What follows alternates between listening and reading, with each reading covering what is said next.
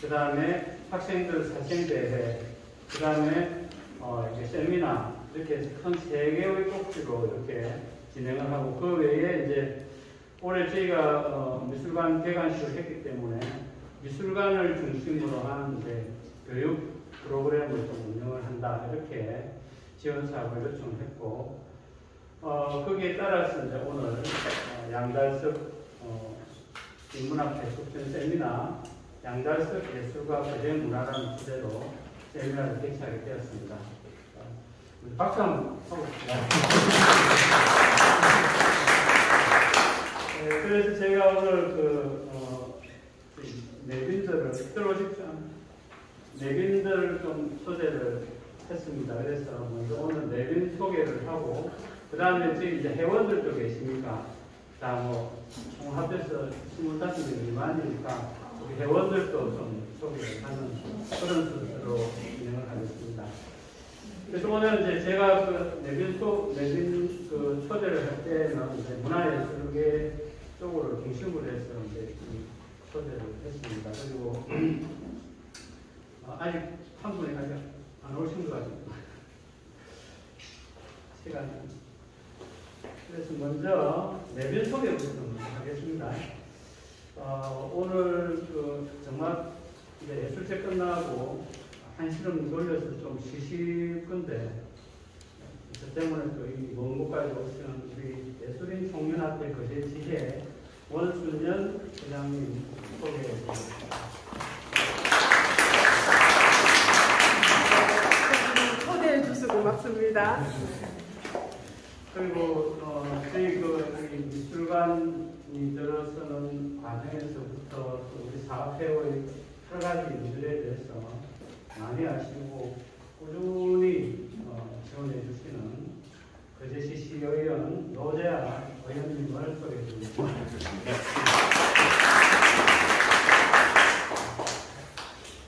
그리고 작년부터 이제 시작해서 우리 양달석 미술관 오늘 있기까지 물심양면으로 많은 도움을 주신 거제시 문화예술과 김동민 과장님 감사합니다. 안녕하십니까. 반갑습니다. 그리고 지금 이제 우리 하동 성내 마을이 미술관 중심으로 해서 거리에 거리길도 조성하고 벽화 조성을 하는데, 여기에 대한 아이디어를 내시고 꾸준하게 지원하고 진행해 주신 우리 사정면 위원장님, 김훈 위원장님을 소개해드리겠습니다.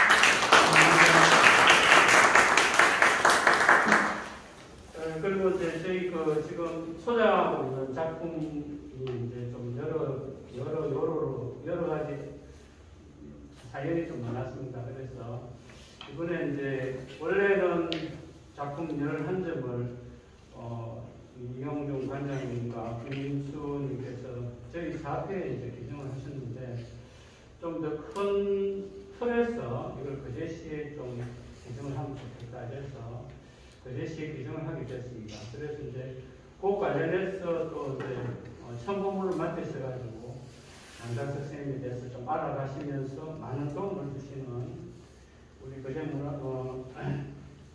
문화예술과 문화산업팀장님이시네요. 김순애 팀장. 이한적이시네요.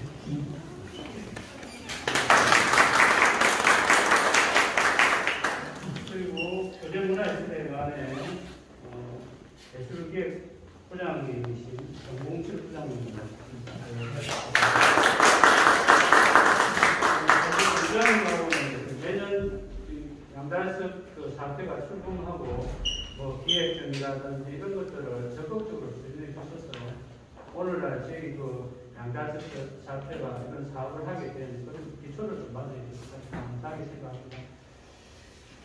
그리고 이제 저희 오늘 거제시에 작가 중에 많이 계신다 하니까 그래서 이제 작가 중에 한 분을 초대를 했습니다. 이제 막 들어오시네요. 우리 정현주 작가님을 소개하겠습니다.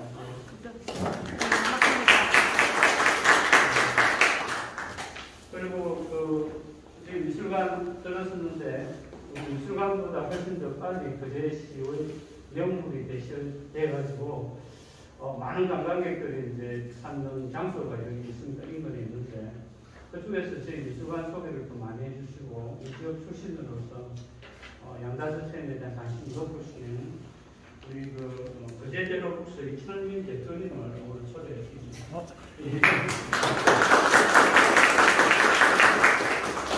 그리고 오늘 예배 중에 이제 마지막으로 좀 선생님 한 분을 초청했습니다. 그래서 교사이고 작가를 활동하고 있는 우리 젊은 대혜진 선생님 거제보다 선생님을 초대했습니다. 이어서 회원 소개를 하겠습니다. 회원은 먼저 우리 사회 고문이신 양인웅 회장님을 양시정신회장님이시고 고문이십니다. 소개해드리겠습니다. 감사합니다. 그리고 저희 이제 사업회가 이제 고문, 자문위원, 회장, 사무국장, 그 다음에 총무, 상임이사, 회원이사 이렇게 나누었습니다. 그래서 오랫동안 저희 사업회를 같이 하신 분들이 이제 상임이사로 계시거든요. 그래서 김두경 상임이사님 소개해드리겠습니다.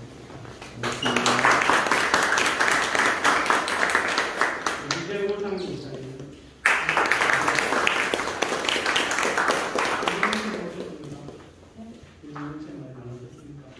김영명 왔는데요. 김영명. 아, 오셨습니다. 김영명. 그 다음에 우리 참 많이 고생하신 윤수일 상임이사님. 윤수찬나 상임이사님. 대원 이사님, 홍정아 회원님. 윤정훈 회원. 저기 계십니다. 고지윤이 회원님. 김미진 회원님. 윤태희 회원님.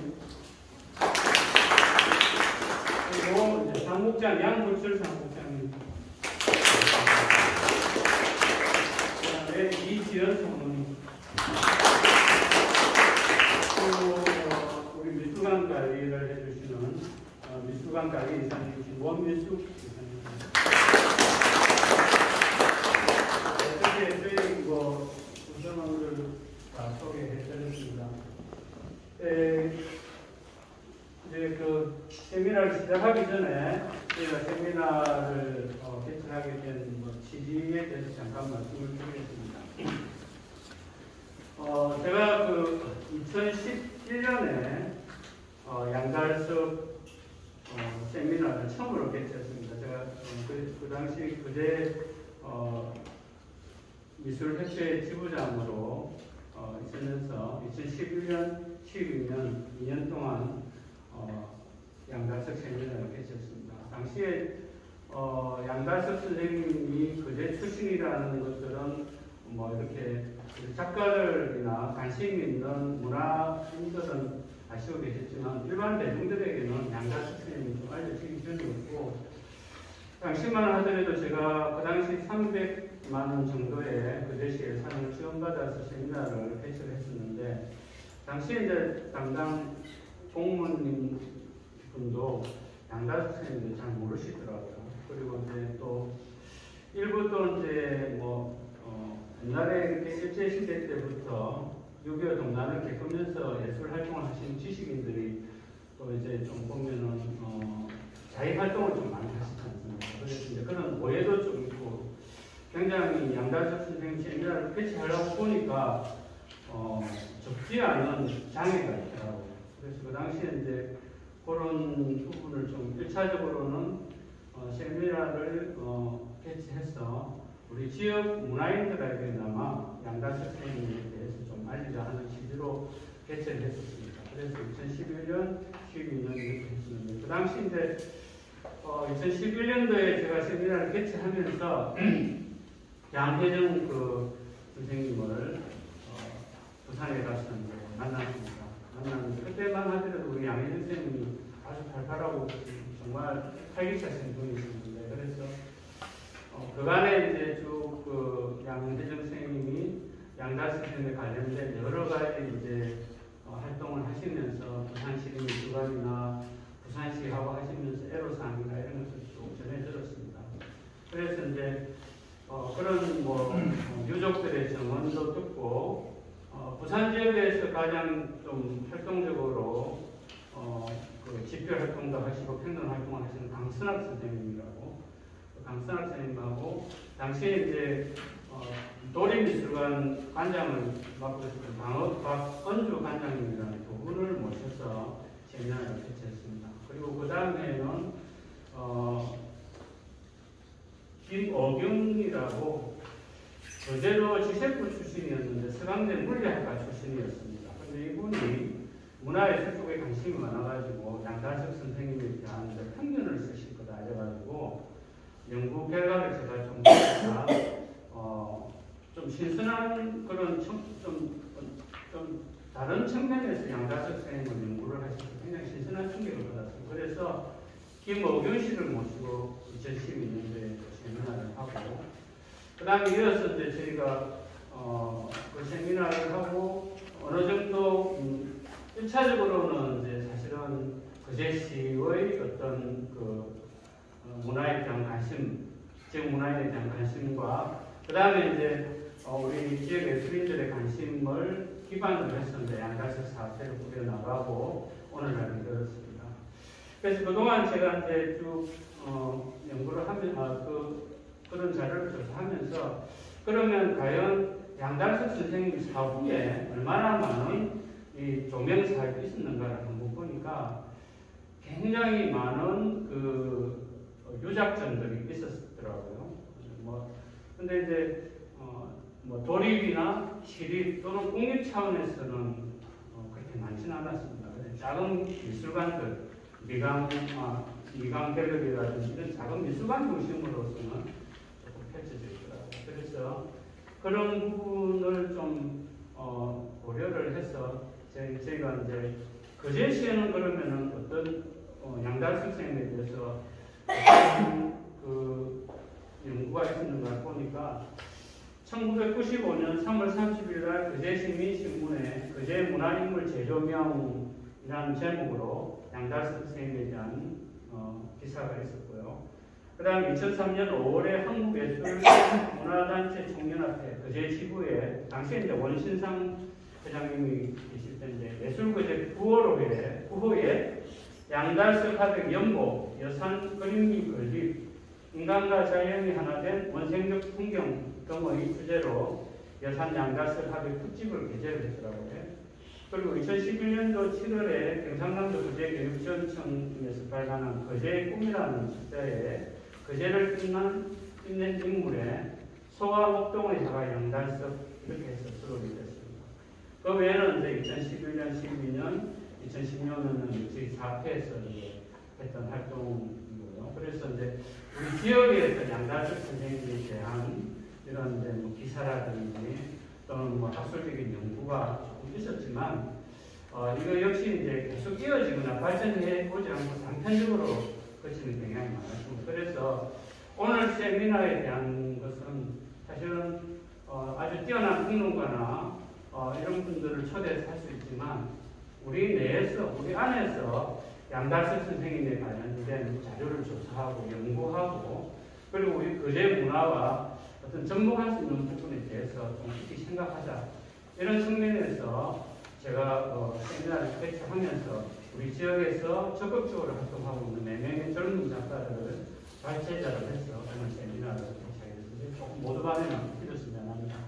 그런 취지로 오늘 세미나를 들어주시고 또 이렇게 전문 연구관은 아닙니다.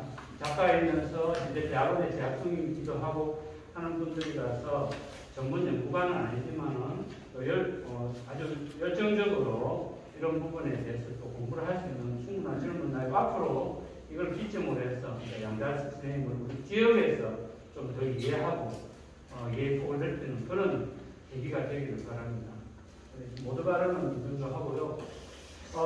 이제 세미나 시작하기 전에 제가 두 분의 그 내빈들의 간단하게 갱년사를 좀 해달라고 했습니다. 그래서 먼저 우리 원선전 회장님 간단하게 갱년사 한마디 해주십시오.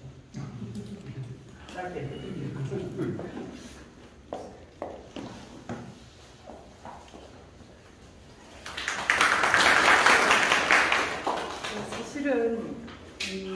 옛날선 하객의 이 미술관을 지어서 행사가 있을 때마다 제가 다른 행사가 우리 집안 식구하고 행사가 겹쳐서 참 죄송스럽게 오늘 처음 왔습니다. 여기에 들어오면서 밤이다 보니까 얼마나 헤매였는지 잘못했다가는 통영으로 갈 뻔당했어요.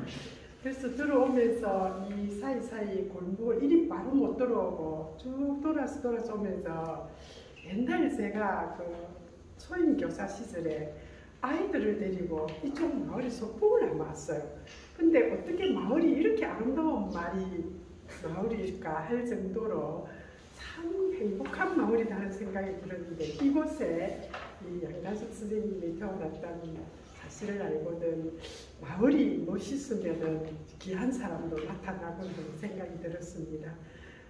오늘 참여는 처음 하지만은 우리가 이 문제에 대해서는 옛날 제가 우리 건영복 회장님이 이걸 연구할 때 제가 그때 문예부 지부장이었어요.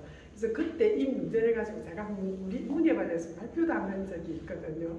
지금부터는 좀 더 관심을 가지고 예술을 하는 분야로서 함께 그제 출신의 이 대단한 하가님을 우리가 어떻게 하면은 잘 조명해서 이 묘기 잘 이어져 갈 수 있을까 노력을 해보겠습니다.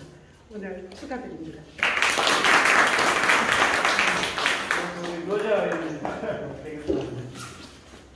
아유, 뭐 귀한 자리에 함께할 수 있도록 해주셔서 고맙습니다. 격려사람이 다닥지도 않습니다. 그 문화예술이나 특히나 그림에 대해서는 문이 아닙니다. 참으로 낯이 뜨겁고 조심스러운 마음이 앞서고요. 아무쪼록 우리 청마와 더불어 거제를 대표하는 문화예술인 여산 양단석 화백이십니다. 아무쪼록 양단석 미술관이 이렇게 들어서는 데 있어서 애써주신 많은 분들이 떠올려집니다. 우리 그림을 지정해 주신 이현중 관장님, 특히나 이 그림을 가져오는데 각고의 노력을 지켜봤습니다. 우리 건영복 도장 선생님, 또 양희동, 양종친의 회장님, 임덕수, 또 의장님, 많은 분들의 노력 덕분에 이런 귀한 미술관이 들어서게 되어졌습니다. 아무쪼록 이 미술관이 거제 치역 문화의 정체성을 세우고 문화예술의 가치들을 더 높이 창출하는 그 계기가 되기를 바랍니다. 그리고 마지막으로 좀 이런 어쨌든 제가 이렇게 서게 된 것은 문화예술에 대한 정책과 예산들을 의회가 뒷받침해달라는 그런 요구로 받아들이겠습니다. 하여튼 오늘 많이 배워서 그러한 부분들을 좀 다짐하는, 그런 실천하는 그런 계기로 삼겠습니다. 고맙습니다. 지금부터 이제 4명의 관계자를 중심으로 해서 세미나를 시작하겠습니다. 오늘 이제 순서는 윤수산나, 그 다음에 양부철, 고진미, 윤태희 이렇게 순서로 하고 개인적인 발표 시간은 한 15분 정도로 이렇게 저희가 계획을 하고 있습니다. 그리고 네 분의 발표가 다 끝나고 나면 이제 앉아 계시는 분들께서는 혹시 질문이 있으시면은 윤수산나에게 질문이 있습니다든지 이렇게 하시고, 또 이제 질의나 질문이 아니더라도 본인이 느낀 점이나 이런 것을 발표하시고 싶으면은 간단하게 발표하고 그렇게 마치는 순서로 진행하겠습니다. 오늘 4명의 발제자에 대해서 잠깐 소개를 하겠습니다. 윤수산나 작가는 중앙대 대학원 예술경영대 석사 졸업생입니다. 대학에서 서양화를 전공했으며 개인전 의회와 부수 개인전 이회의 경력을 가진 작가로서 현재 거제 문화예술회관 예술교육부에 근무를 하고 있습니다. 양부철 발제자는 국민대 공업디자인과 졸업생입니다. 여성고등학교를 하고 국민대 졸업을 했습니다.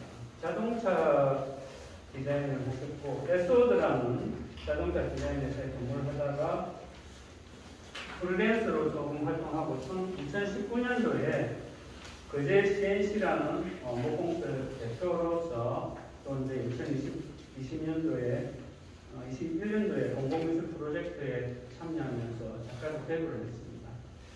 그리고 고진미 가르치자는 경상대학교 대학원 미술학과 석사과정 재학 중인 대학원생입니다. 이전 예를 가지고 했으며 서양화 작가 그리고 거제미술 프로그램으로 활동하고 있습니다. 윤태리 가르치자는 경성대학교 대학원 미술학과 석사과정 졸업생입니다. 개인전 미해 그리고 플로 거제 청년 작가회원으로 활동하고 있는 전역 작가입니다. 먼저 윤수산나 가르치자를 소개하겠습니다. 박수로 합니다.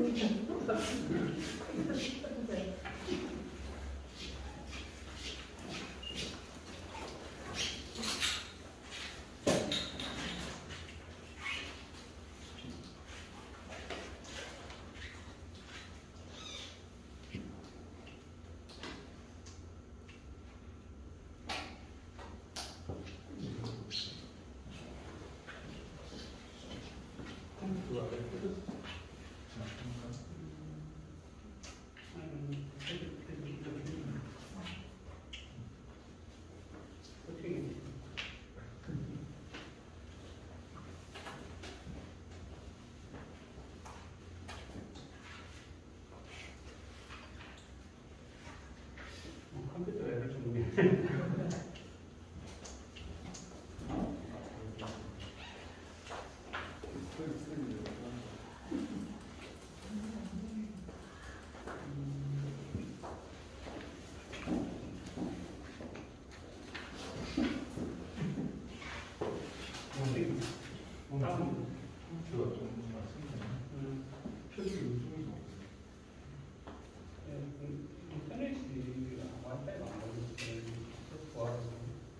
미안합니다.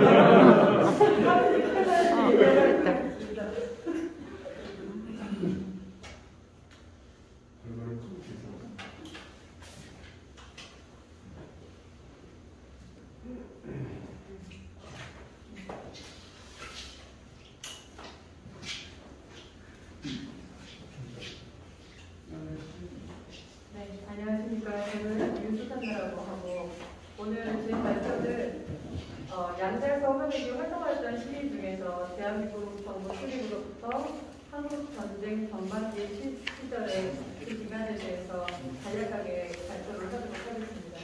앉아서 진행을 하도록 하겠습니다. 간단하게 양달섭 선생님의 생애에 대해서 살펴보도록 하겠습니다.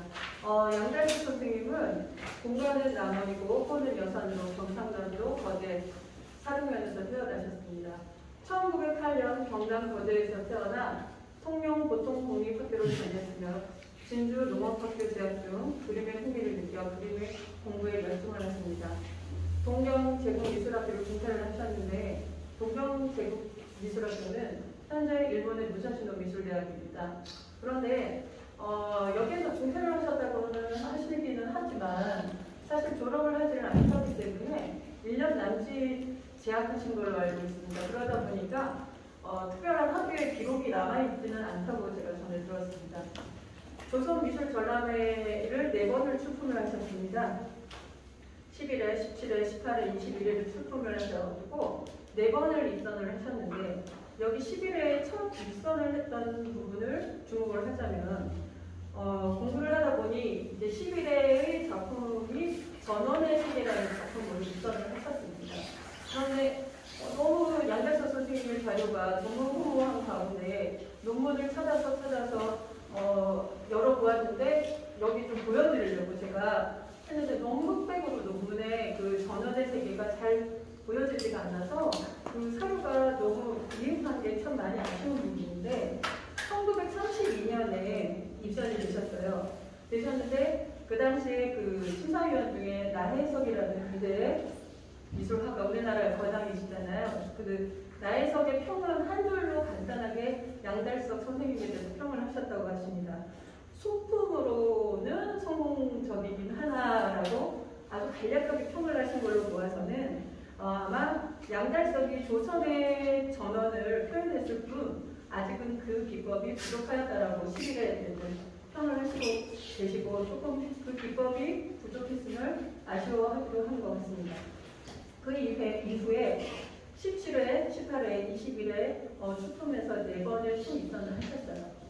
그 다음 건국 이후 부산에 거주하시면서 동심이 깃든 향토적인 그림을 많이 남겼고 해방 직전 귀국하여서 미술교사 생활과 제일 중요한 부산 미술협회를 창설을 하셨습니다. 한국 전쟁 때 해군 종군 화가로 근무하였는데 부산 미술협회장과 국전 추천 작가 및 초대 작가를 역임하시기도 하시고 1963년에는 제1회 경남문화상을 수상하기도 하십니다. 다음 페이지 넘어가겠습니다. 자, 화백의 작품 세계를 살펴보겠습니다.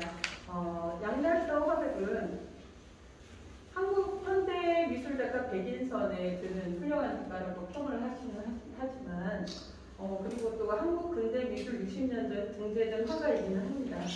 그러나 그에 대한 평가나 조명은 동시대에 제대로 활동하였던 근대 미술의 대가들에 비해서 그렇게 잘 알려져 있지는 않습니다. 근대 미술 양식인 서양화를 일본을 통해 직접 습득하고 새로운 부산 화단을 일구하는 1세대 서양 화가이지만 주요 활동 무대가 서울이 아니고 지역에서 이루어지다 보니까 그의 천재성이라든가 미술사적 조명하는 작업들이 지금까지 부족한 것은 사실입니다. 그 역사적 배경을 제가 조금 간단하게 부연 설명을 하자면 저희 근대 역사에서 일제강점기를 거치면서 우리 종족의 자주성이 억압이 되었고 해방에서부터 6.25 시절까지 인연과 사상이 미학을 억압을 해왔던 시기를 또 거칩니다. 그 다음 1950년대 이후에는 중요한 이익과 권력에 의해서 모든 것들이 갈라쳐집니다.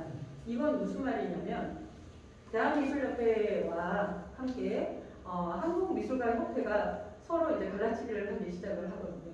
근데 그 역사가 지금 현재까지 이어지고 있는 상황인데 우리 미술계가 여기에서 말씀드리는 대한미술협회와 한국미술가협회라고 하는 것은 홍대파와 서울대파의 싸움입니다.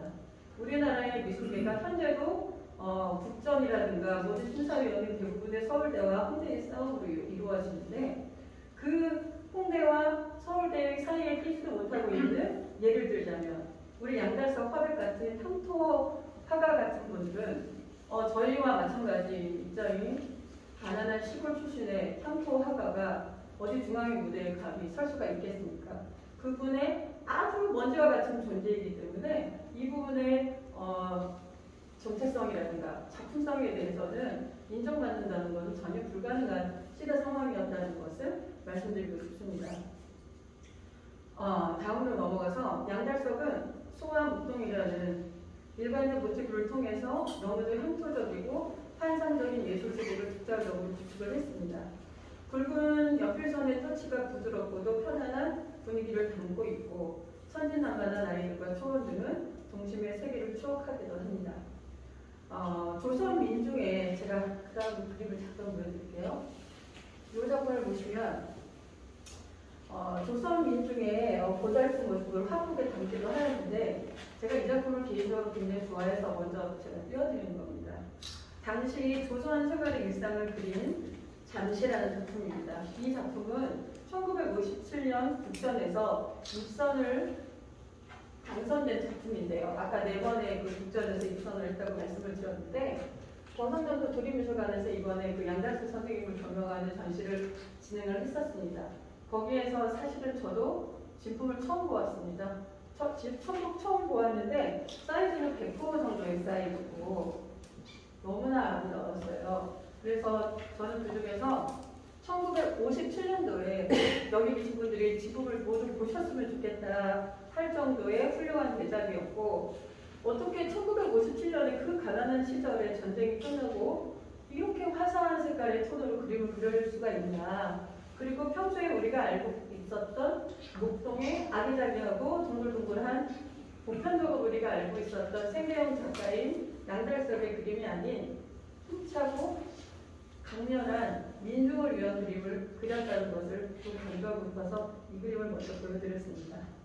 다음 페이지 넘어가겠습니다. 마스크를 끼고 얘기하니까 굉장히 숨이 차서 제가 그 다음 넘어가겠습니다. 양달섭 작품 세계를 보겠습니다.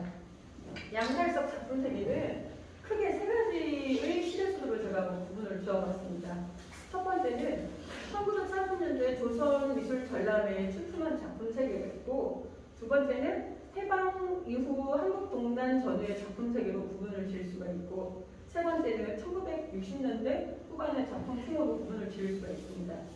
1940년대 조선 미술 전람회에 출품한 작품 세계를 보면 토속적인 느낌을 강조함으로써 조선의 실세를 그리려는 노력을 하셨대요. 1930년대에는 전원적인 풍경을, 아까 전원의 생애라든가 이런 작품을 보면서 조금 기법이라든가 이런 것들은 조금 많이 부족하기는 하지만 조선의 농촌을 기반으로 양달섭 작가는 존재한다고 보시면 됩니다.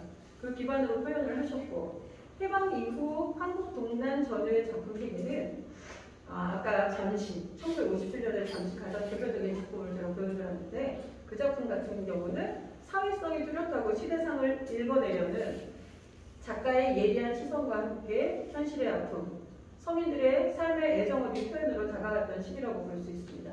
작품성으로는 개인적으로 아주 훌륭한 시기라고 저는 감히 말씀을 드릴 수가 있고, 우리가 흔히 잘 알고 있는 1960년대 후반에는 양달섭의 작품은 이제 갔어 라고 할 정도로 미술비평가들은 좀 많이 평가를 하고 있습니다. 그 이유는 가난한 생계를 이어가셔야 되고, 그리고 가장으로서 가족을 부양을 하셔야 되기 때문에 생계형 전업작가로 갈 수밖에 없기 때문에 컬렉터들이 원하는 그림을 계속 그릴 수밖에 없었던 상황이었는데, 작품성은 이미 1960년대 이후에는 양달섭의 작품을 평가하시는 분들이 많으시거든요.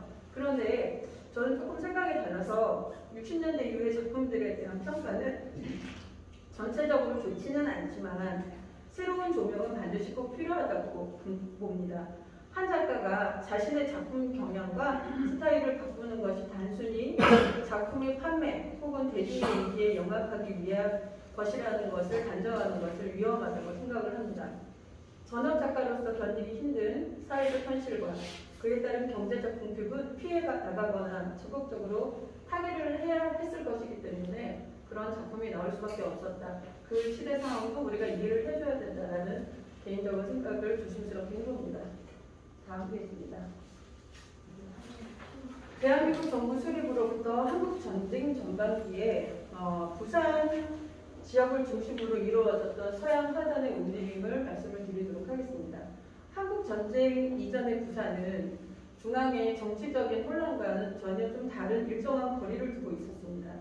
이러한 점은 서울 지역과의 물리적 거리뿐만 아니라 심상적 거리에서도 그러했는데요.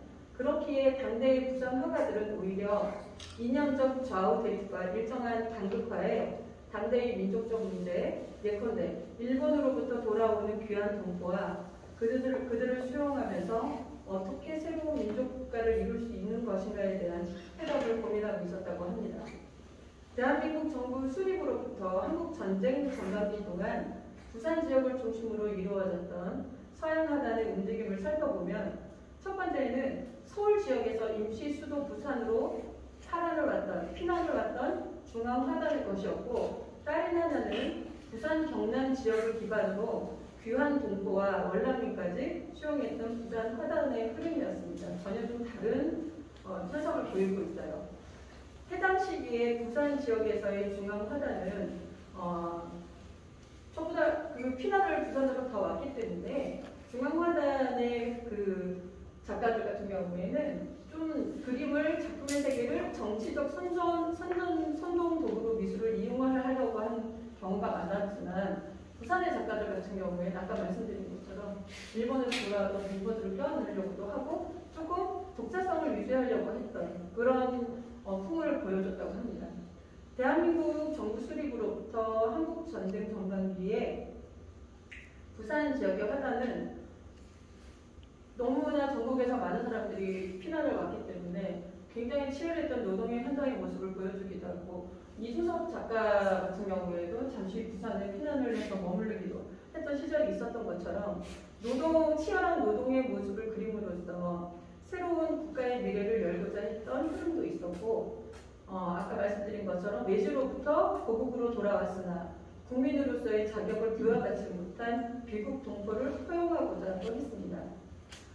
그 결과 부산 화단을 이끌어가는 노력을 했고 그 전쟁에 먹고 살기도 힘들 그 죽음과 생과 죽음의 가운데서도 이분들은 전체적으로 그림을 또 그리고 작업을 이어갔다는 그 현실 자체가 저는 대단하다고 생각을 합니다.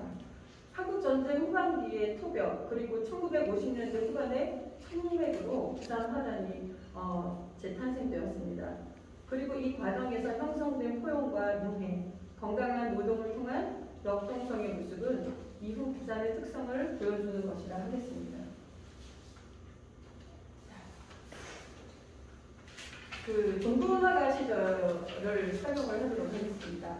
한국 전쟁이 이제 발발하자 예술가들이 포화를 피해서 남쪽으로 내려갔고 국가 주도로 종군화가단이 결성이 되자 여러분들이 잘 알고 계시는 김한기, 양달석, 우신줄, 백영수, 이만규 등의 가입을 하여서 활동을 하였다고 합니다.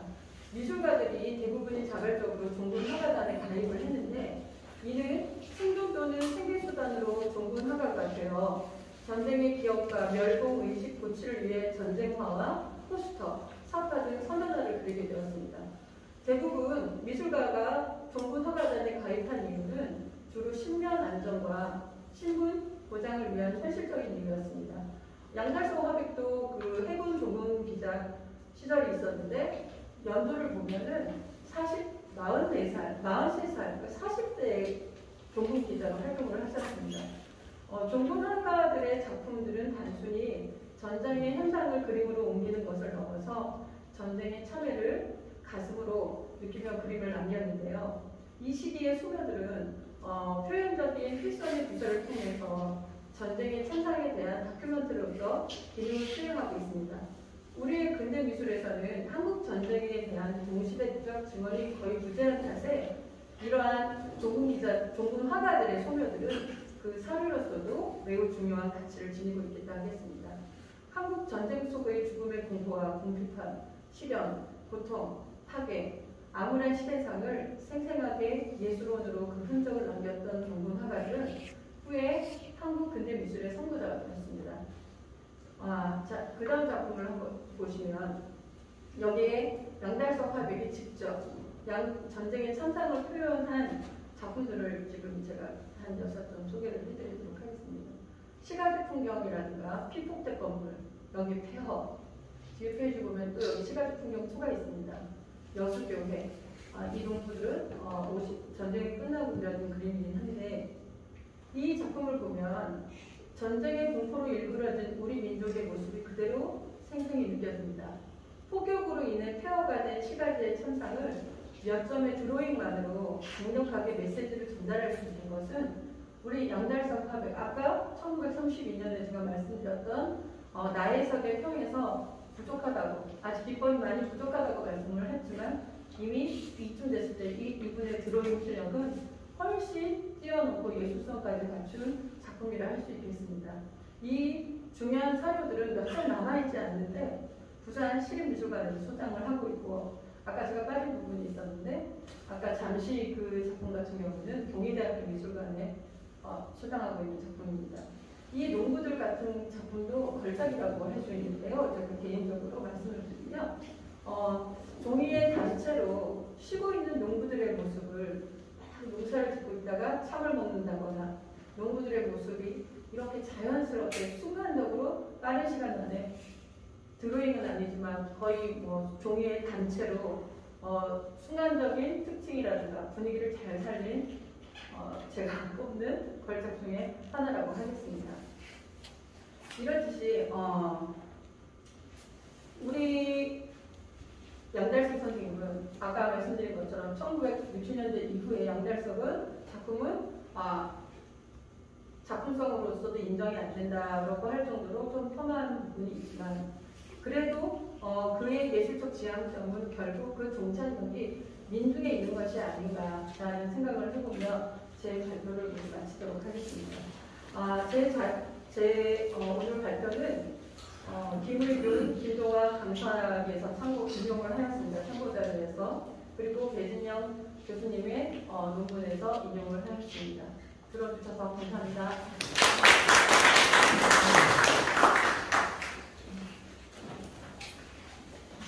네, 수고하신 김남도 작가에게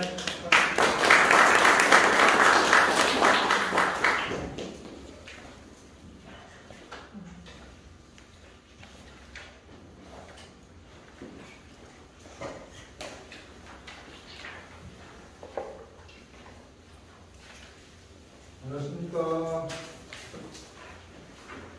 다음 발표를 맡은 양부철이라고 합니다. 반갑습니다.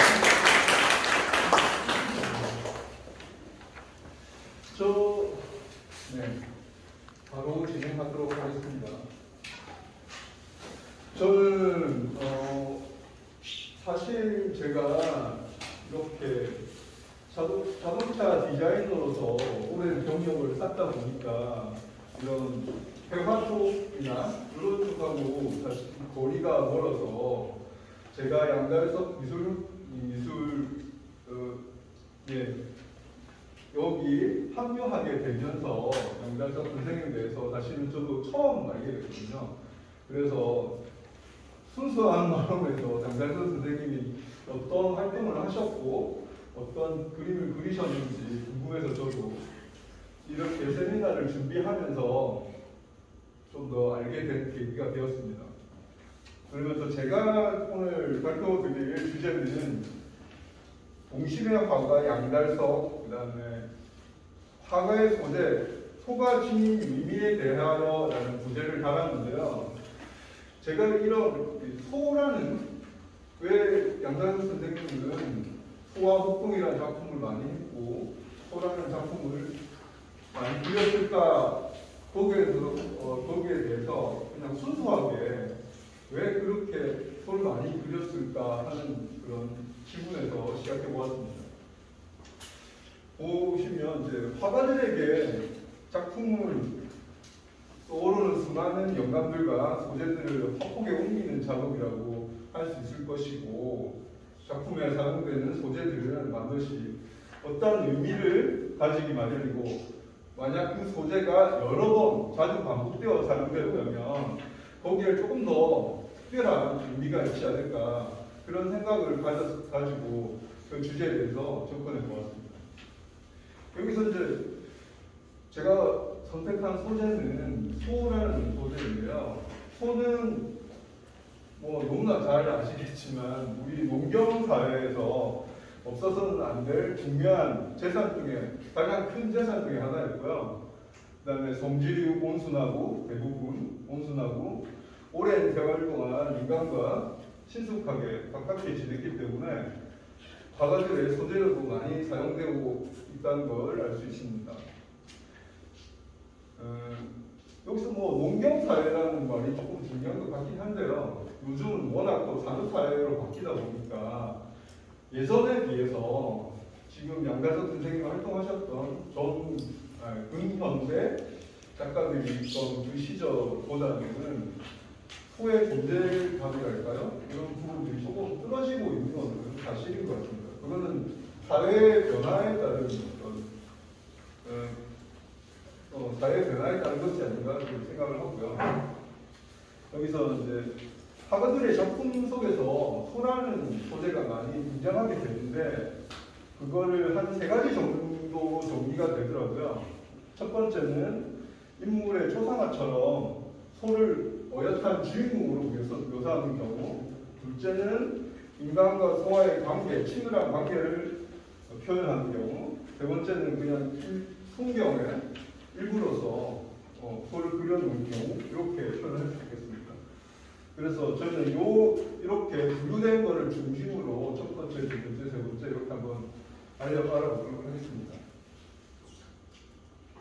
첫 번째로 소를 주인공으로 묘사한 작품들을 먼저 알아봤습니다. 뭐 다들 이 그림들은 좀 익숙하게 보셨을 그림들인데요. 소라고 하면 저희가 아마 이중섭 화가를 많이 떠오르실 것 같습니다.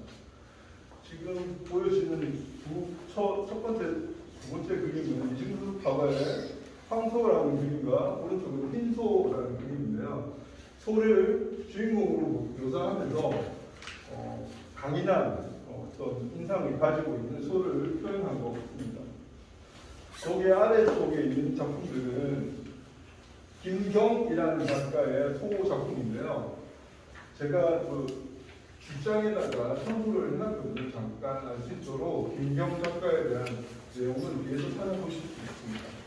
이분도 이제 근현대 작가 중에 한 분이시고 소를 중심으로 한 작품들을 많이 하셨더라고요. 소의 작가라고 불리시기도 하는 작가분입니다. 주로 이제 보면 소를 주인공으로 묘사하는 작품들은 이렇게 좀 아마도 강인한 느낌들이 많이 있는 그림들이 많이 있더라고요. 네, 그렇게 소를 주인공으로 묘사하는 작품들을 잠깐 보았습니다. 두 번째로는 그 인간과 소의 친밀한 관계를 표현한 작품들이라고 이런 분류를 해봤고, 거기 대표적인 작품으로 생각하는 4개의 작품들을 제가 뽑아봤습니다. 첫 번째 왼쪽에 있는 그림은 송혜수 작가의 소와 여인이라는 작품이고요. 그 오른쪽도 똑같이 송혜수 작가의 소와 여인이라는 작품입니다. 그 송혜수 작가도 요 아래쪽으로 있는 것도 소와 여인이라는 송혜수 작가의 작품인데요. 이렇게 소와 여인이라는 주제로 작품 활동을 많이 하셨고요. 저희 이제 미술관에도 이제 하나 작품이 한 점이 있습니다. 송혜수 작가의 작품이 한 점이 있고요. 이렇게 이제 소와 여인이라는 그림을 그리면서 인간과 소와의 친밀한 관계를 통해서 본인의 작품을 그렸던 작품으로 보입니다. 그리고 아래쪽에 있는 황유엽 작가의 소와 여인이라는 작품인데 이것도 이제 전부 똑같은데요. 여기서 보는 그 소들의 모습은 이전에 보았던 소를 주인공으로 하는 작품보다는 조금 다른 표현 방식을 볼 수 있습니다. 지금 대부분 보면 이렇게 소를 안고 있거나 친밀한 관계를 표현하고 있고, 황유엽 작가의 그 소와 여인을 보면 눈이나 표정까지 있는 것처럼 해서 거의 의인화시킨 듯한 느낌을 줄 정도로 되게 친밀한 모습을 그림을 통해서 알 수 있습니다. 그리고 다음으로 가겠습니다. 이제 세 번째를 이제 분류 중에서 보면 고향을 그리는 마음을 담은 소라는 분류 제목인데요.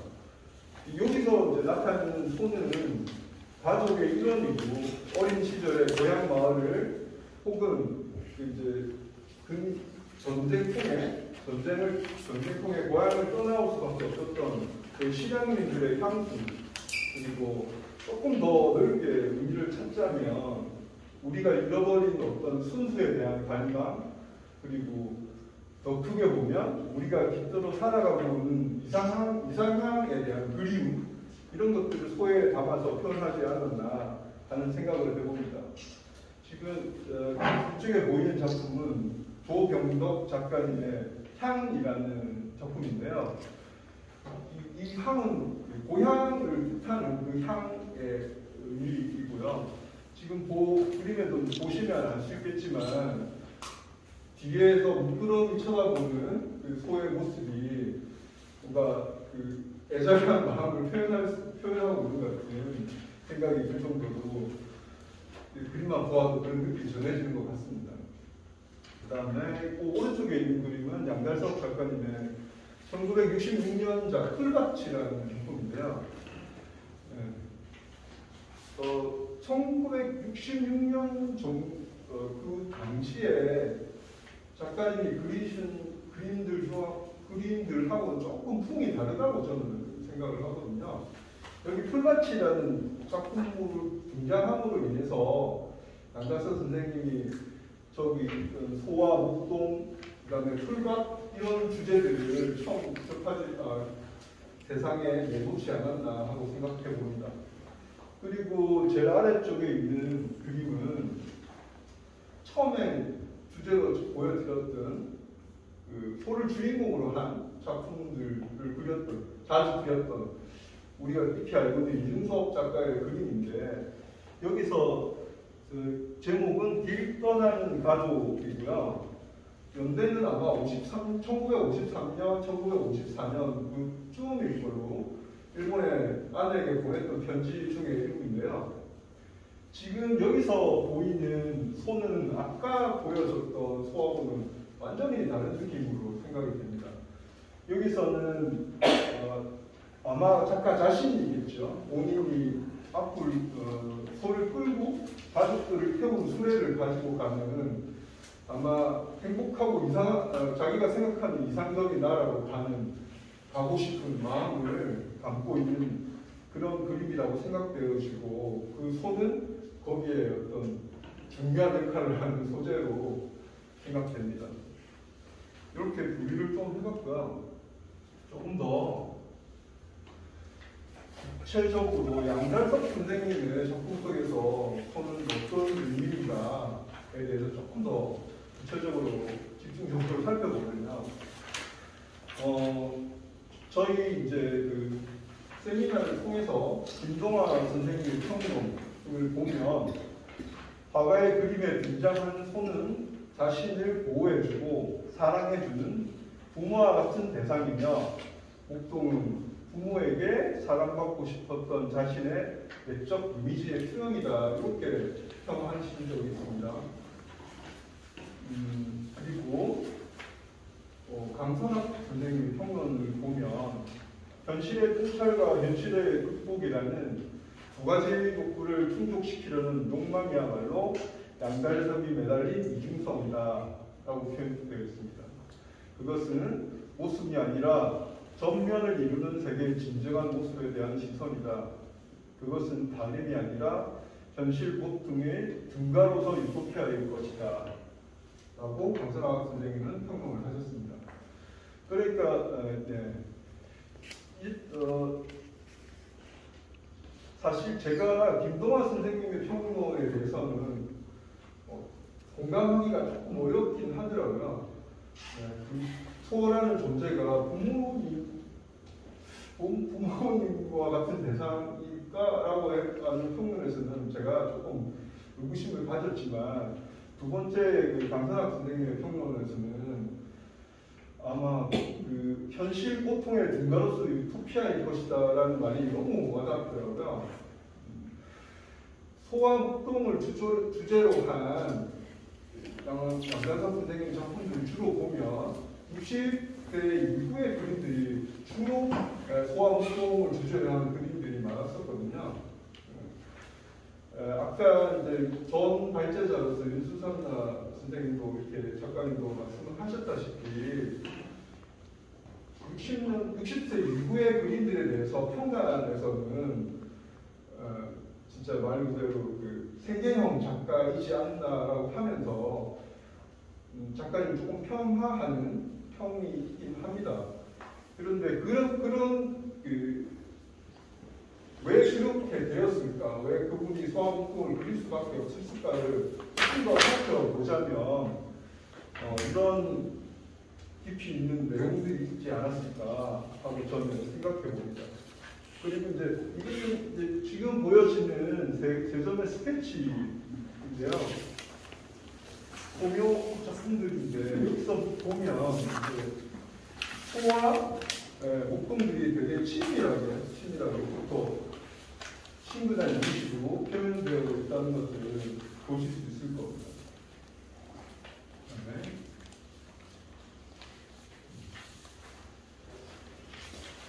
이거 다른 분이 또 이제 평론한 걸 제가 한번 찾아서 읽어드리자면, 하지만 지금 우리가 그의 그림을 보면 국가적이며 대단히 평화스럽다고 느낄지 모르겠으나 그에게는 몽해를 진 것처럼 두 어깨를 짓누르는 힘겨운 삶에서 잠시나마 떠날 수 있는 기상구가 아니었나 생각한다. 그가 이상향을 그토록 추구했다는 것은 반대로 보면 그의 일상의 몫이도 괴로웠으며 고달팠음을 말해준다. 희곡 속에 느껴지는 비극은 그래서 더욱 애상하고 아름다운 게 아닐까라는 평을 서성록 교수님께서 하신 적이 있고요.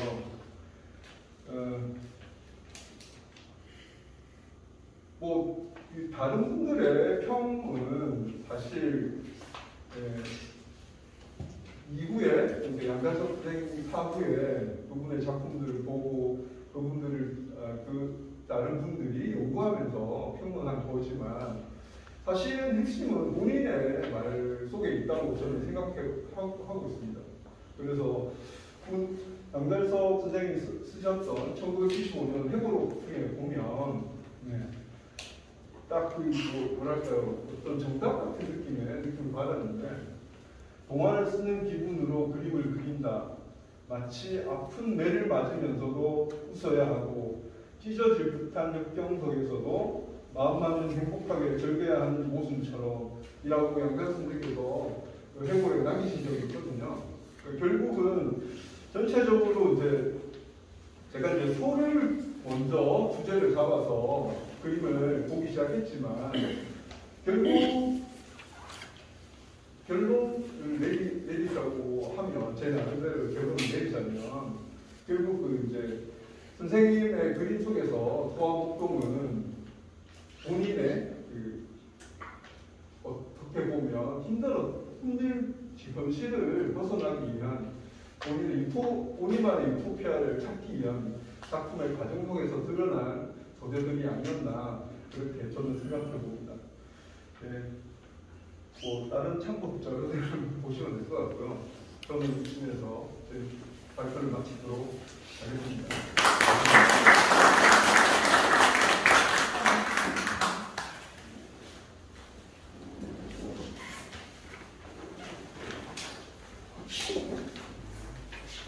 뒤에 차가 마련되어 있습니다. 혹시 뭐 바로 생긴 차를 한잔 하시면서 네, 수고하셨습니다. 이어서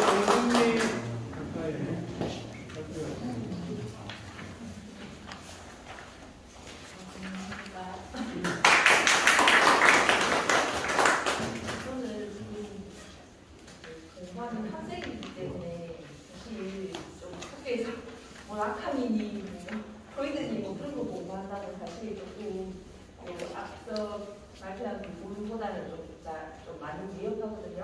좀 양해를 부탁드립니다.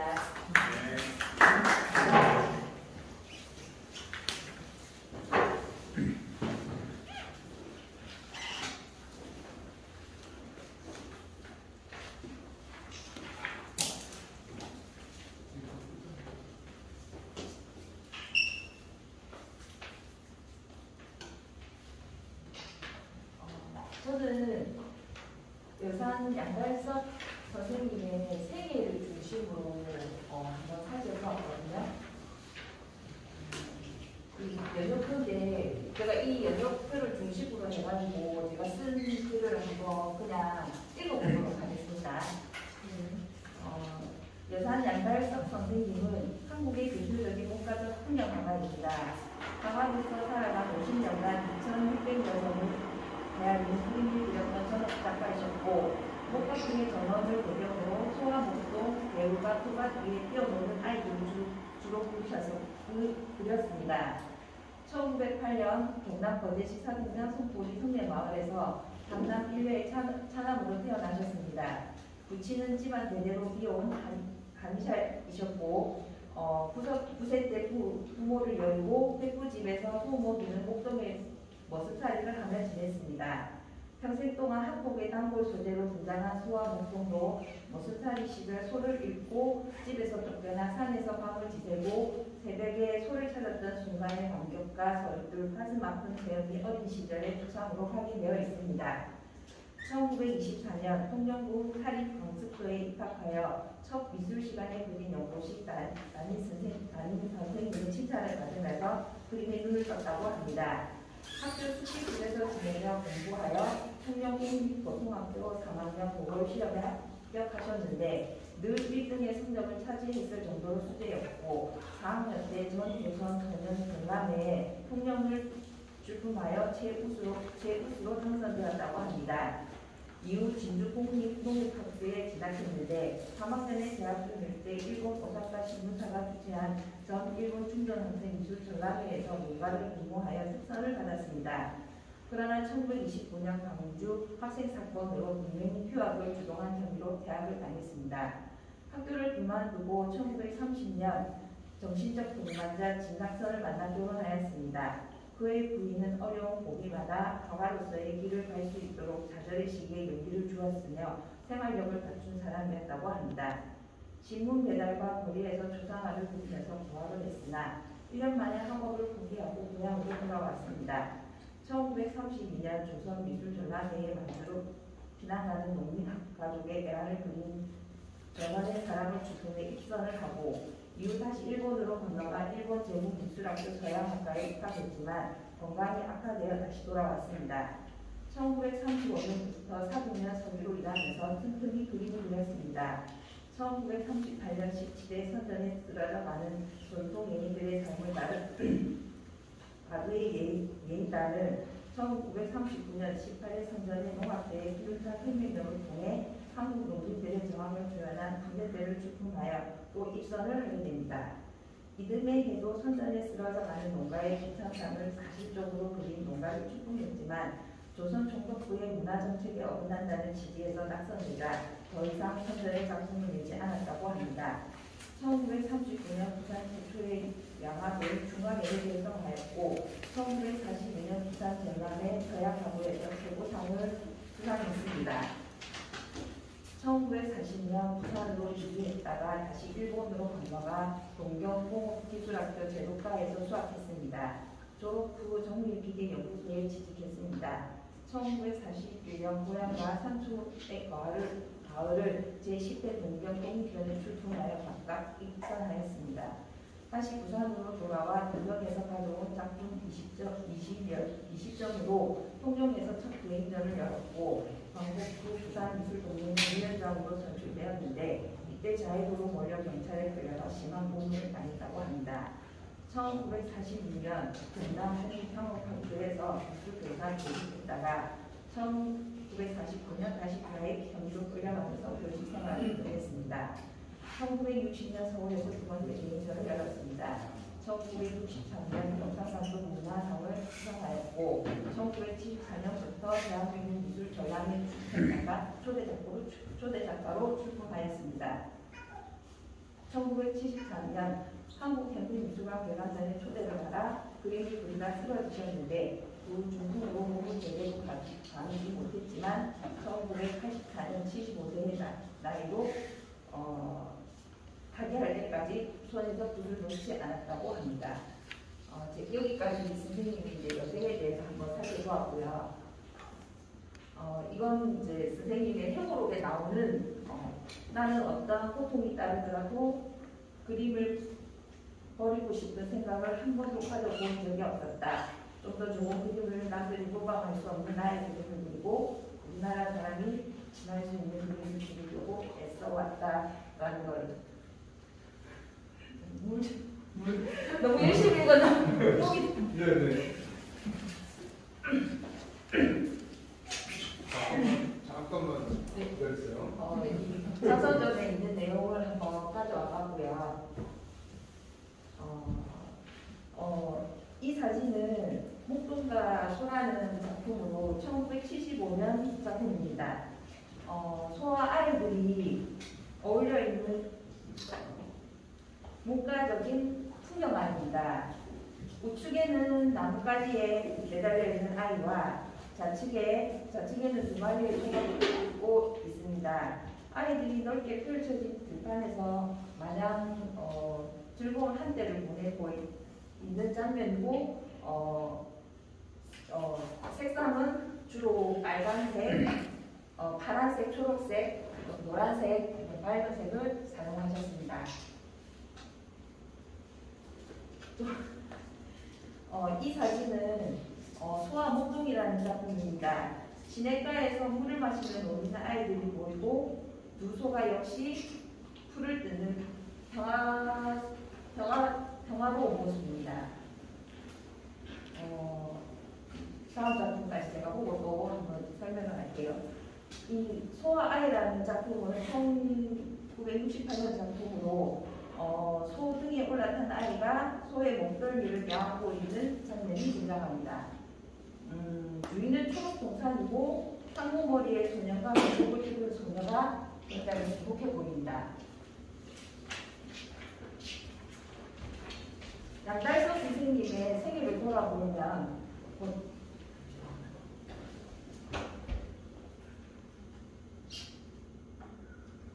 양달석 선생님의 생애를 돌아보면 고달픈 나날의 연속임을 알 수 있습니다. 두 아이를 잃어버렸고 해방 직후에는 조선미술동맹위원장의 이력 때문에 고초를 겪었으며 가난을 수면처럼 입고 살았고 만년에는 중풍으로 쓰러져 17년간 투병 생활을 하며 실로 가난한 삶을 살았습니다.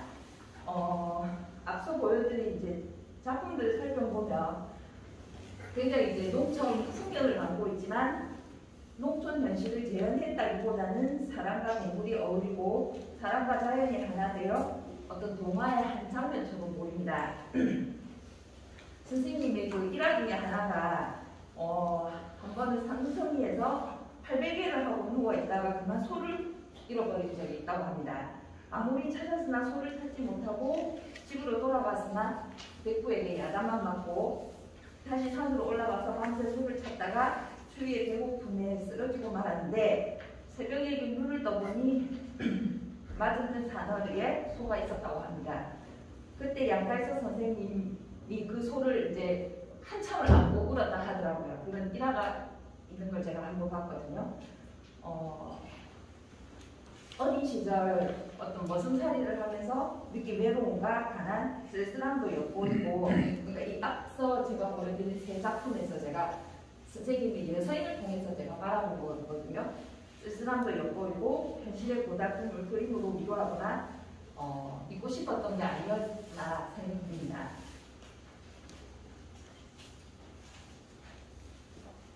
갑자기 억수로 굉장히 내가 어깨에 발을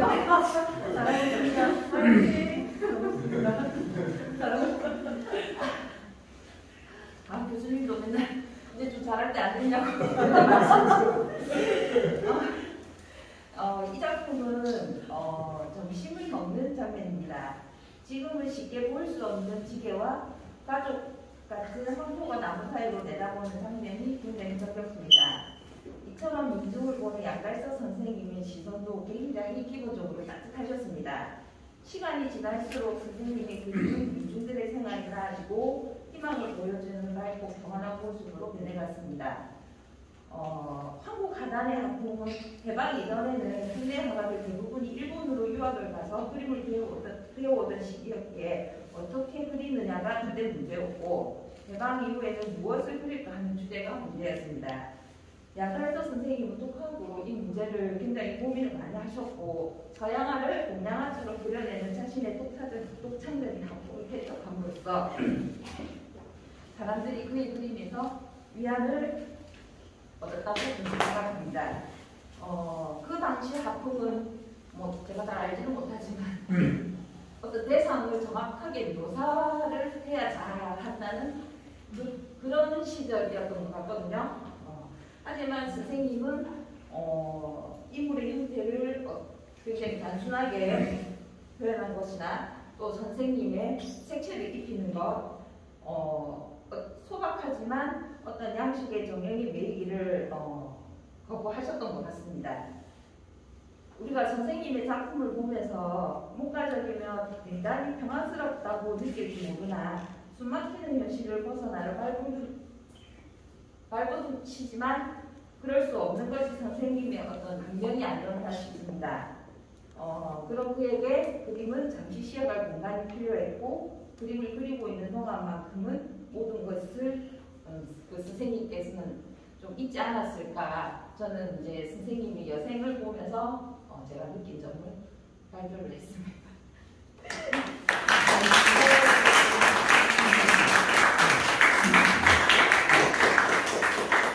조금 다음에 기회가 되면 좀 더 연구를 해서 나누도록 하겠습니다.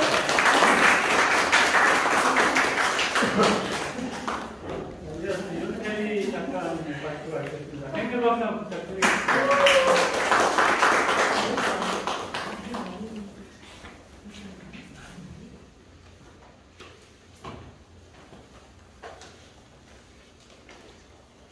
네, 안녕하십니까. 작가 윤태리입니다.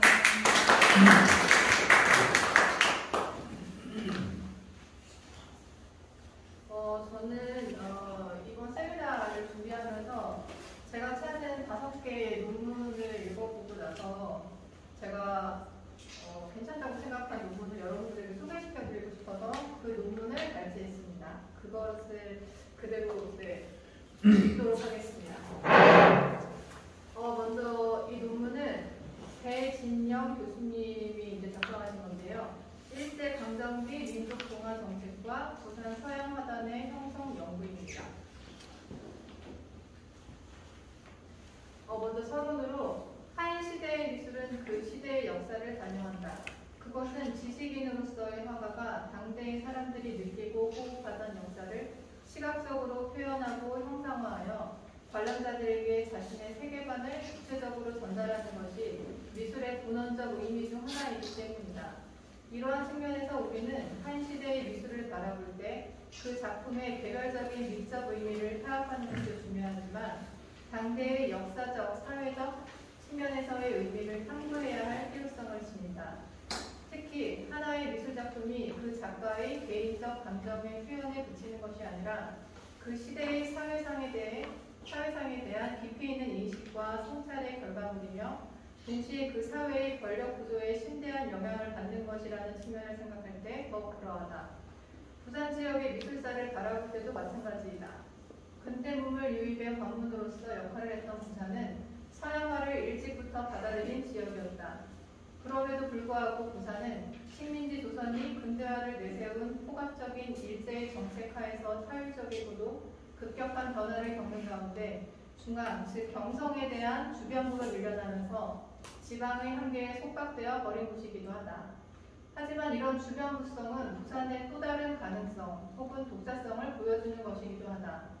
국가와 자본의 요구에 따라 모든 것을 균질화시키는 근대화의 폭력이 중앙을 중심으로 이루어질 때 그 영향력이 지연되어 미치게 되는 지역은 자신이 지니고 있는 고유성, 정체성을 상대적으로 오랫동안 강건하게 유지할 수 있는 특성을 가지게 되기 때문이다.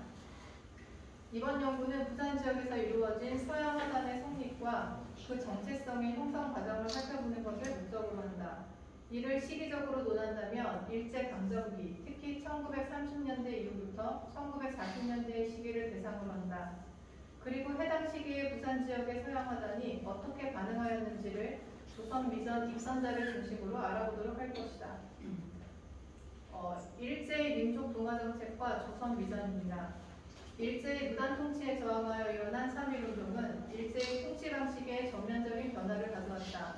당시 일제는 국내적으로나 국제적으로 여러 가지 모순에 직면하게 되어 이를 해결하기 위해 조선에 대한 정치적 지배와 경제적 수탈을 한층 강화한다.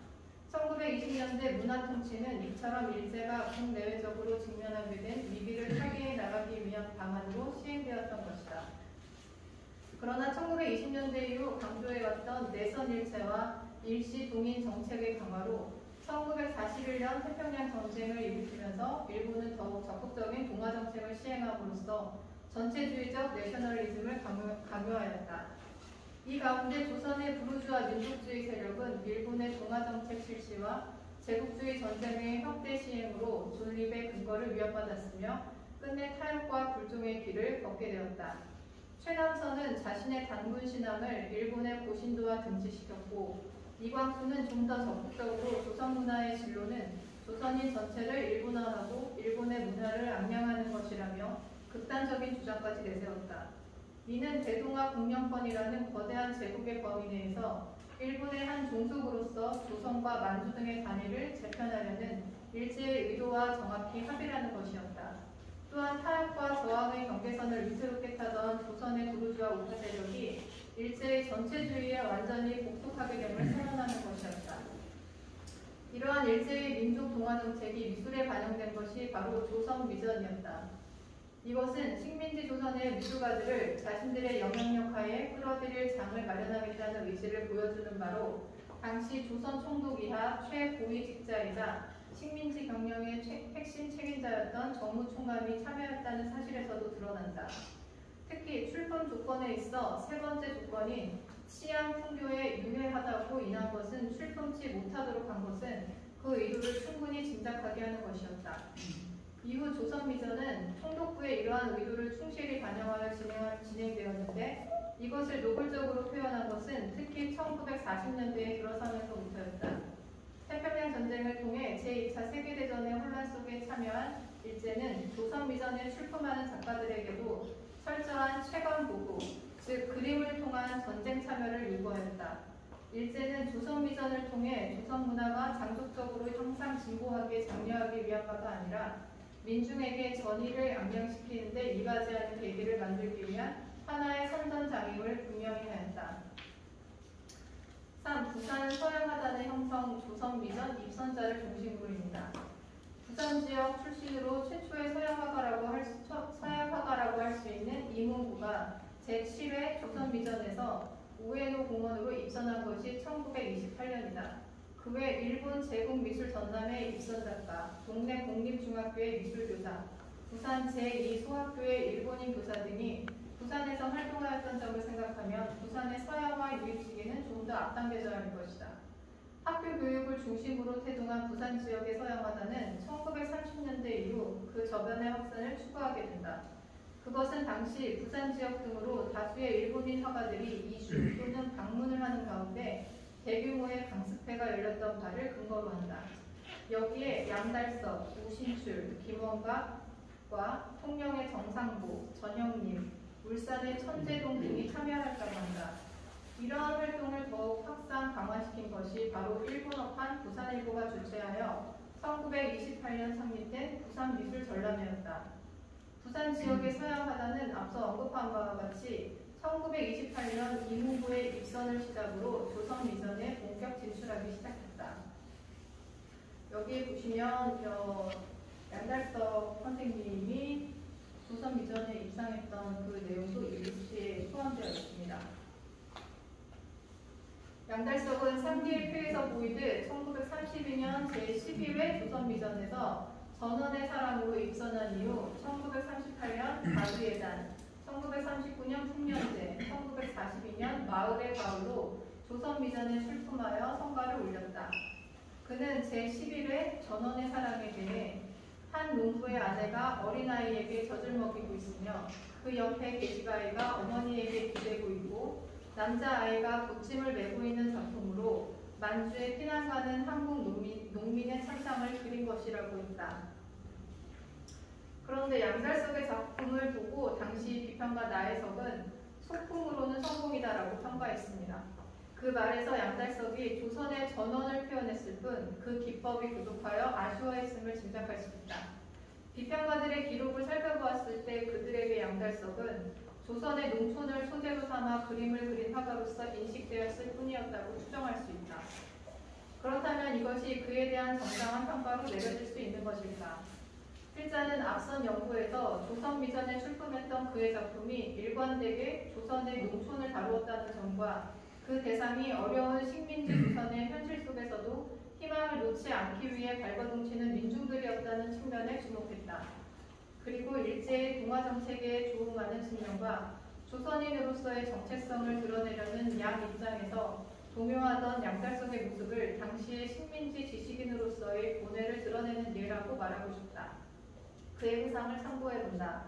선전, 즉 조선미전에 출품하기 위하여 목동이 등장하는 40호 그림을 그렸다. 명태같이 바짝 마른 목동들이 다 쓰러져가는 농가를 배경으로 모여있는 그림이었다. 제목은 고향이었다. 선전 보조 심사위원을 만나서 낙선된 이유를 물었다. 그는 화를 벌컥 내면서 이런 종류의 그림을 그리려면 선정과의 관계를 끊으라고 말했다. 농촌의 비참한 현실을 리얼하게 그렸던 나의 작품은 조선 총독부의 문화정책에 어긋난다는 것이었다. 상기의 회고가 양달석의 추인적 사고에 의한 측면이 있다 하더라도 당대의 식민지 민중의 삶을 그리려 했던 그의 세계관에는 의심의 여지가 없다고 보인다. 그것은 1950년 판자촌과 1957년 잠시 등의 작품을 통해 여전히 민중의 삶을 있는 그대로 표현하는 동시에 극복하고자 하는 의지를 성상화하였다는 측면에서 드러난다. 그리고 이제 대표적인 두 번째 작가입니다. 우신출은 1940년 제19회 조선미전에서 계림으로 입선하였다. 당시 동아일보에 실린 기사를 보면 우신출은 자신의 조선미전 입선에 있어서 부산미전의 영향이 컸다고 말한다. 그는 당시 중앙의 대표적 반전이었던 조선미전의 권위에 얽매이지 않고 지역미전을 중심으로 활동하였던 부산 화가로서의 자존심을 드러내었던 것이다. 이는 스스로의 정체성을 지키고자 하는 노력의 일면이자 부산미전의 대표적 작가로서의 자부심을 드러내는 바이기도 했다. 그리고 한 분 더입니다. 기의벽. 기의벽은 여타 부산미술사 연구에서 보이지 않는 인물이다. 기의벽은 경상남도 김해군 출생이며 부모의 영향으로 어려서부터 저항적 민족의식에 눈을 떴다. 그는 1931년 제10회 조선미전에서 가로를 출품하여 불과 19세의 나이로 입선해 세간의 주목을 받았다. 그는 동경미술학교 유학과를 다니며 유물론 연구회 활동 등의 민족해방운동에 나섰으며 당대 부산 출신의 화가가 저항적 민족의식에 기반하여 보여준 강렬한 활동 등을 하였다. 결론입니다. 일제는 1921년 조선미전을 준비하면서 그 목적을 조선미술의 발전을 장려하고 돕는 것에 둔다고 발표하였다. 하지만 그것은 자신들의 식민지 지배체제를 강화하려는 의도를 숨기는 기만적인 구호에 지나지 않았다. 그것은 1919년 3.1운동이라는 거대한 민족적 저항에 부딪혔던 그들이 식민지 조선 민중에게 내선일체와 일선동조라는 달콤한 허상을 제시하면서 자신들의 통치체제로 내화시키려 했던 문화정책이 지나지 않은 것이었다. 결국 조선미전의 주요를 이루는 것은 일제의 민족 동화정책에 도움하거나 최소한 그것에 대해 갈등을 일으키지 않는 작품들로만 이루어지게 되었다. 이러한 역사적 배경 속에서 부산의 서양화단은 형성되었다. 이들을 뒷받침했던 것은 일본어판 부산일보사가 주최하였던 부산미전이었으며 이 전시회는 조선미전과 비견할 만한 제2의 전략으로서 명성을 떨치며 부산화단의 성과를 드높였다. 그러나 부산미전 역시 일제의 민족 동화 정책의 영향 아래에서 운영되었던 까닭에 부산 서양화단의 작가들에게 수능 또는 저항의 선택을 요구하였다. 이러한 역사적 흐름 속에서 부산 지역의 화가들은 다양한 방식으로 일제의 민족 동화 정책에 대응했음을 알게 되었다. 이문구는 심영구와 함께 단광회를 조직하여 일제의 요구에 철저하게 순응하였다. 이에 반해 기의벽은 일본 유학 시절에 접한 사회주의에 기반을 두고 민족해방운동을 진행하며 저항하였다. 한편 우신출은 동아일보와의 인터뷰에서 부산 화단의 독자성을 강조하였다. 서태로 등은 정물화를 그리며 시대에서 뒤편나 있었다.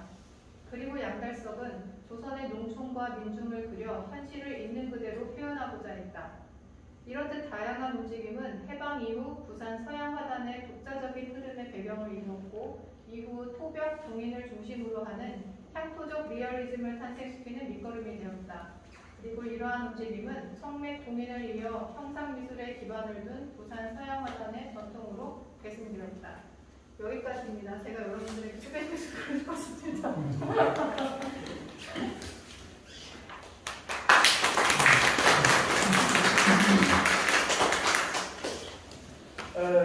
좀 1시간 한 20분 정도 진행했습니다. 제가 그제 대학을 졸업하고 87년도에 그제도 내려와서 그제 미술의 활동을 하면서 그제도에서 작품 생활을 시작하고 교육 생활을 시작합니다. 지금까지 느끼는 거는 우리 그제도가 전문 예술가가 없습니다. 사회적 기반도 약하고 전문 예술가로서 살아갈 수 있는 어떤 사회적 기반이 안 되기 때문에 다 이제 직장을 가지고 활동을 하는 거죠. 그래서 이제 좀 더 전문 예술가가 성장할 수 있는 것은 사회적인 여건이 이제 형성돼야 되는데 저는 그보다는 예술가 스스로 노력도 필요하다고 생각하거든요. 그래서 지금 저희가 이제 그동안 뭐 보면 춤도 추고 노래도 하고 글도 쓰고 그림을 그리는 사람은 많습니다. 근데 이러한 것들을 좀 다 버물러서 하나의 어떤 그 예술적 성과를 만들 수 있는 예술 전문가가 저희 없습니다. 중앙에서 내려와서 잠시 있다가 하는 사람도 있고 있겠지만, 그래서 저는 우리 지역 출신의 좀 예술가이면서 좀 이론에도 좀 박식하고 연구하는 그런 사람이 필요하다고 생각합니다. 그래서 이번 세미나를 엄청 고민했습니다. 사실은 강선학 평론가를 한번 좀 모시려고 했는데 하고 가면은 그만이잖아요. 우리가 공부를 해야 돼요. 그래서 조금 오늘 네 사람의 발표자가 조금 미흡한 점이 없지 않아 있었습니다만 내년에 이렇게 쭉 진행되다 보면 우리적인데 양달석 전문가가 생길 거라고 생각하고 제가 이 행사를 진행했습니다. 그래서 오랫동안 고맙습니다. 네 분을 예상도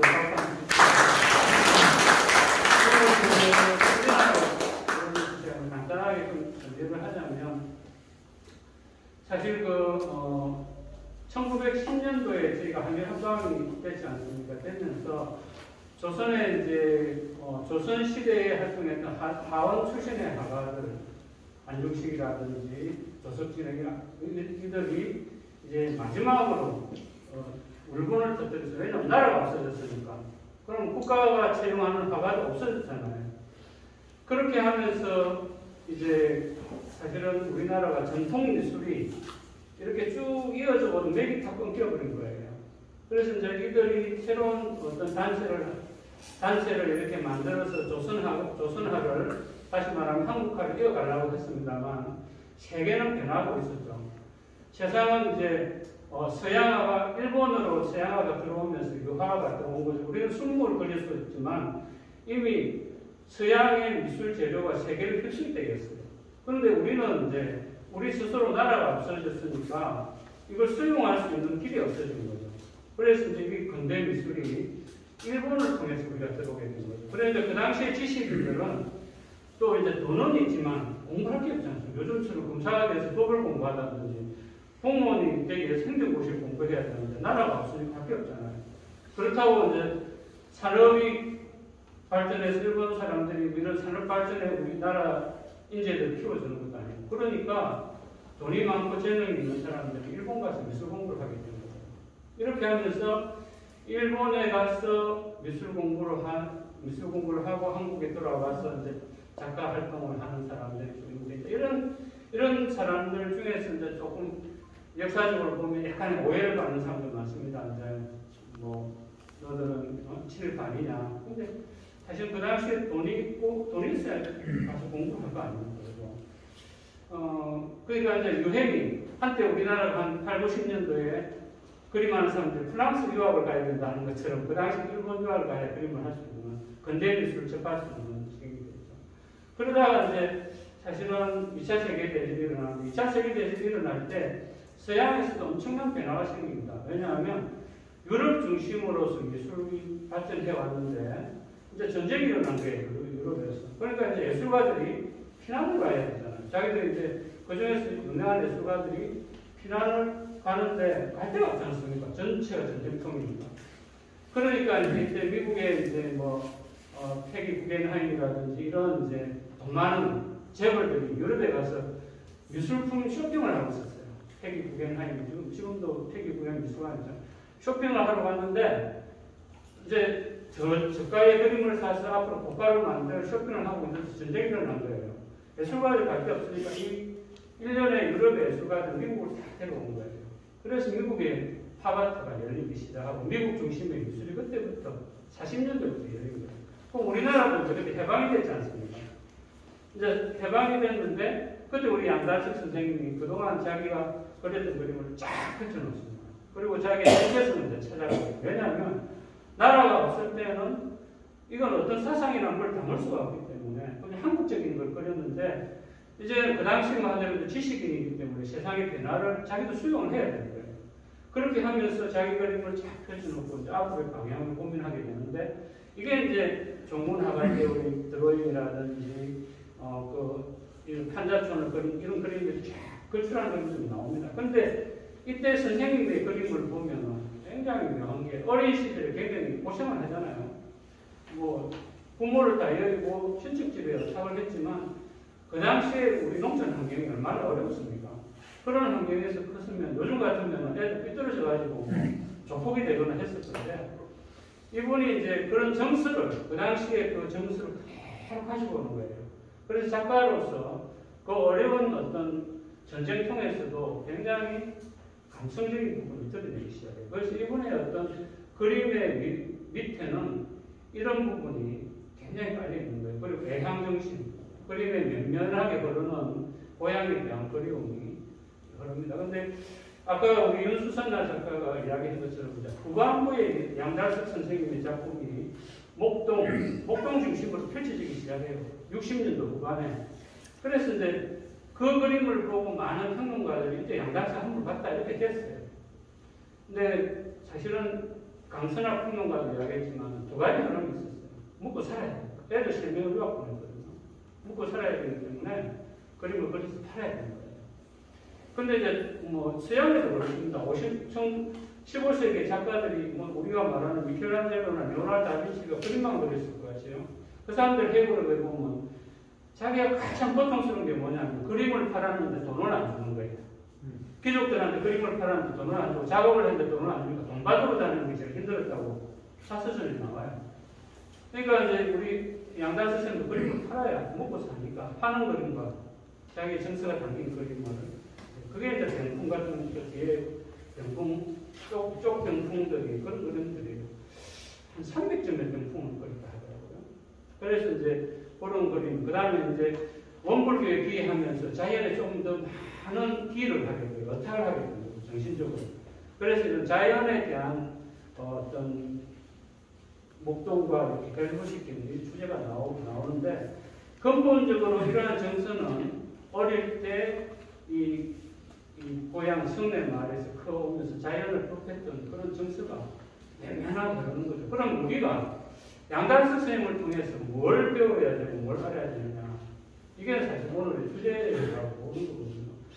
그래서 이제 이분이 그렇게 척박한 환경에서 가지고 있었던 어떤 정서가 천재성과 이렇게 결합되면서 예술세가 생긴 건데 그렇다면 우리 지금 우리 거제가 그렇지 않습니까?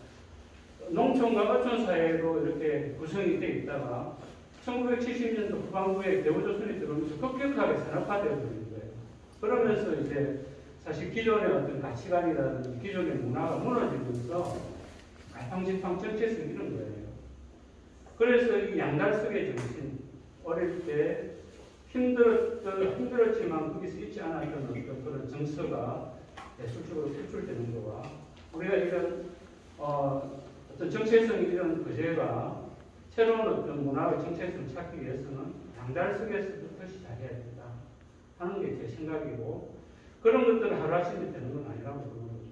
좀 더 어저께 제가 뭐 어떤 자리에서 이제 평가에 관련된 이야기를 했는데 많이 들으면서 우리가 우리 거제 문화와 예술이 가야 될 길이 정말 넓구나 하는 생각을 했어요.